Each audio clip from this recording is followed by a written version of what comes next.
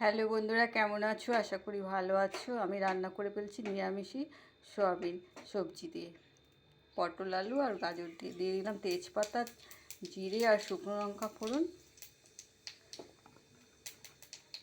এবার দিয়ে দিচ্ছি আদাটা। এবার পটল আলু গাজরটা দিয়ে দিলাম।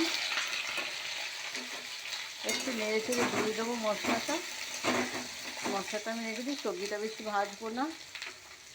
এইটা হলুদ, নুন, জিরে, লঙ্কার গুঁড়ো, দুটো কাঁচা লঙ্কাও দিয়ে দিলাম।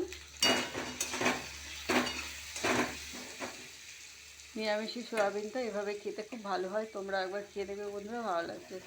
এই দিয়ে দিলাম সয়াবিনটা, মিষ্টিটাও দিয়ে দিলাম একবারে।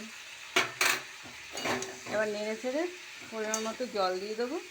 এরকম করে সয়াবিনটা তোমরাও খেয়ে দেখবে, ভালো লাগবে।